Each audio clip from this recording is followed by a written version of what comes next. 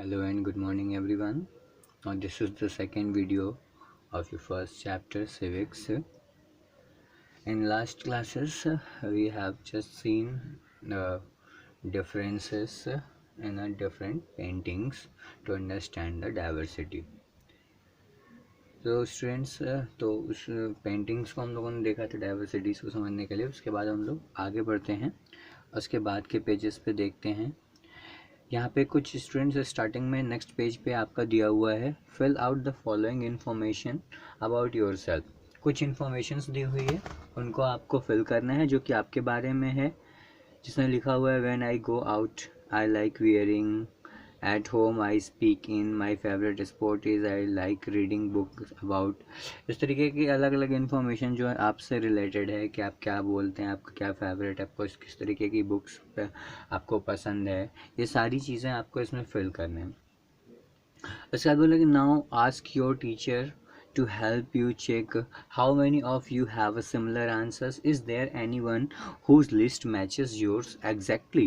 उसके बाद आपको क्या करना है, इन लिस्ट को मैम को देना है, टीचर्स को देना है, और टीचर्स को देने के बाद आप टैली कर सकते हैं, टीचर से पूछ सकते हैं कि क्या जितने भी बच्चों ने लिस्ट दिया क्या किसी भी बच्चे का ऐसा लिस्ट है जो कि एग्जैक्टली किसी दूसरे बच्चे के लिस्ट से मिल रहा है। प्रोबेबली नॉट, तो ऐसी संभावना होगी बेटा, यानी कि प्रोबेबिलिटी यही बनेगी कि शायद नहीं ही मिले।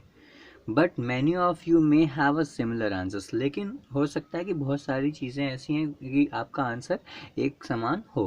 How many likes reading the same kind of books, कितने सारे ऐसे हो सकते हैं जो कि एक ही प्रकार की किताबें पढ़ना पसंद करते हैं। And how many different languages are spoken by the students in your class, और इसके साथ कितने तरीके की भाषाएं आपके क्लास में अलग अलग बच्चों के द्वारा बोली जाती हैं। उसके बाद स्टूडेंट्स नेक्स्ट जो है वो है मेकिंग फ्रेंड्स। मेकिंग फ्रेंड्स में आप सॉरी अभी ऊपर ये बचा हुआ है students, by now you must have recognise the many ways in which you are quite like some of your classmates and other ways in which you are different from them. बोला कि इस तरीके से आप देख सकते हैं कि बहुत सारा ऐसा तरीका होगा जिसमें आप देखेंगे कि आप अपने क्लासमेट से कुछ ऐसी चीज़ें हैं जिनमें आप समान रूप से होंगे, यानी उनमें कुछ चीज़ें ऐसी होंगी जो आप में होंगी वही क्लासमेट में भी होगी, यानी कि आप उनके जैसे कुछ चीज़ों में उनके जैसे दिखेंगे। जबकि यहीं कुछ दूसरा तरीका अगर हम देखेंगे तो कुछ ऐसा होगा जिसमें आप उनसे अलग दिखेंगे। जैसे अगर आप एक जैसे कैसे दिख सकते हैं आप उनमें, तो हम एक छोटा सा एग्जांपल समझ सकते हैं कि अगर जैसे आपके पास 2 हाथ होंगे वैसे ही आपके क्लास में स्टूडेंट्स जो होंगे उनके पास भी होंगे, उनके पास भी आँखें होंगी, जैसे आपके पास होंगी उनके पास भी हाथ, उनके पास भी पैर, इस तरीके की चीज़ें लगभग आपके जैसे होंगी। हाँ, और हाइट वाइट जैसे अगर आप देखते हैं हाइट वेट में देखते हैं तो वो उसमें डिफरेंसेस देखने को मिल जाएगा, कोई छोटा हो सकता है कोई बड़ा हो सकता है। तो इस तरीके की चीज़ें हैं जिससे कि हम कुछ सिमिलरिटीज़ और कुछ डिफरेंसेस भी देख सकते हैं। उसके बाद स्टूडेंट्स मेकिंग फ्रेंड्स, दोस्त बनाते समय बोला कि do you think it would be easy for you to make a friend with someone who was very different from you. क्या तुम्हारे लिए ये तुम ऐसा सोच सकते हो तुम्हारे लिए दोस्त बनाना आसान होगा जो व्यक्ति तुमसे एकदम पूरी तरीके से अलग हो। Read the following story and think about this. तो उसी तरीके के क्वेश्चन को कि जो तुमसे पूरा अलग है उससे तुम दोस्त बना सकते हो कि नहीं, उसी तरीके के एक प्रश्न को समझने के लिए तुम्हें एक स्टोरी दी हुई है, इस स्टोरी को रीड करो और समझो। अब मैं स्टोरीज को रीड कर रहा हूँ students. Okay, I had meant it as a joke made up for a small ragged boy who sold newspaper at a Janpat crossing at the busy intersection. ये स्टूडेंट्स एक कहानी है जिसने राइटर ने जिसने को बताने का काम किया है कि जिस समय की ये बात हुई उनको लगा कि ये एक उनके लिए एक जोक के रूप में था, एक कहानी एक मजाक के रूप में था।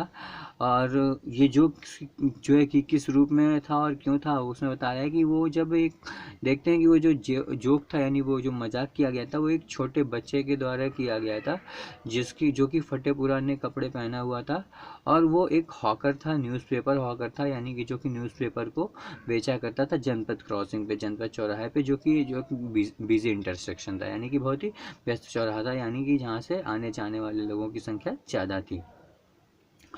Every time I cycled past, he would run after me, holding out the English paper and screaming out the evening's headlines in a mixture of Hindi and English words.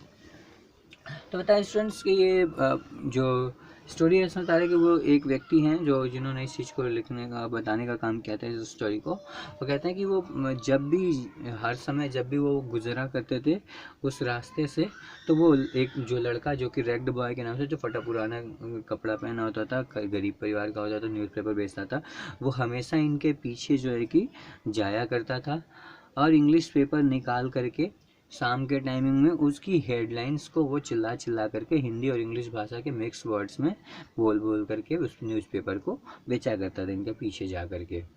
This time I stopped by the payment and asked for the Hindi paper, his mouth fail open. तब उसी दौरान जब यह बच्चा जो है बेचता रहता है न्यूज़पेपर, यह उस दिन अचानक से वहाँ पे रुकते हैं और रुकने के बाद वो अपना फुटपाथ पर पैर रख के वहाँ पे रुक जाते हैं और फिर उस बच्चे से न्यूज़पेपर की डिमांड करते हैं और वो न्यूज़पेपर वो हिंदी का न्यूज़पेपर मांगते हैं। हिंदी का न्यूज़पेपर मांगते हैं, वो बच्चा देखता है, उसका मुंह खुला का खुला रह जाता है। वो सोचता है कि ये पढ़े लिखे व्यक्ति हैं तो ये हिंदी का न्यूज़पेपर क्यों मांग रहे हैं, ऐसा उसके दिमाग में आता है। You mean you know Hindi, he asked. तब वह रेग्ड बॉय जो है बहुत ही अचंभित होता है और वो उनसे पूछता है कि आपका मतलब यह है कि आप हिंदी जानते हैं, ऐसा पूछता है उनसे, क्योंकि वो हिंदी न्यूज़पेपर से मांगते हैं। Of course I said as I paid for the paper. और वो पेपर का पैसा देते हैं और उस समय कहते हैं कि हाँ ऑफ कोर्स, वास्तव में मैं इसे जानता हूँ, मैं यानी मैं हिंदी भाषा जानता हूँ, ऐसा वो साइकिल पे बैठा हुआ व्यक्ति जिनका चित्र आपको दिखाया हुआ है वो व्यक्ति कहते हैं, जिनके बारे में स्टोरीज में दी हुई है। Why what did you think. अब वो फिर उससे प्रश्न करते हैं क्यों, तुम क्या सोच रहे हो, ऐसा क्या क्यों सोचते हो, क्या सोच रहे हो। He paused but you look so अंग्रेज, he said you mean you can even read Hindi. और थोड़ी देर के लिए वो बच्चा रुकता है, लेकिन फिर वो कहता है कि लेकिन आप तो बहुत अंग्रेज की तरह दिखते हैं। और वो फिर उनसे बोलता है कि you can even read Hindi, अब आप अंग्रेज की तरह दिखते भी और उसके बावजूद भी आप हिंदी भी पढ़ सकते हैं। Of course I can, I said this time a little impatiently, I can speak, read and right Hindi is one of the subject I study in school. तब उसके बाद वो बोलता है कि हाँ वास्तव में मैं पढ़ सकता हूँ। इस समय थोड़ा सा बोलते समय वो बहुत ही उत्सुकता से, जो साइकिल पे बैठे हुए साहब रहते हैं वो बोलते हैं जल्दीबाजी में कि हाँ मैं बिल्कुल पढ़ सकता हूँ और मैं हिंदी लिख भी सकता हूँ, पढ़ भी सकता हूँ। क्यों, क्योंकि वो मेरा एक विषय के रूप में था। विद्यालय में जब मैं पढ़ा था तो वो एक मेरे विषय के रूप में था, सब्जेक्ट के रूप में था। Subject, he asked. जब सब्जेक्ट वह शब्द सुनता है तो वह बच्चा जो रेग्ड बॉय है, जो न्यूज़पेपर बेचता है, वो पूछता है सब्जेक्ट यह क्या होता है। He asked how could I explain what a subject was to someone who had never been to school.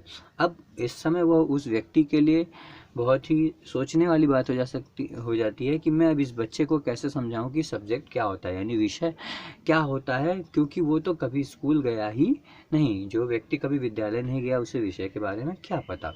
Well it is something.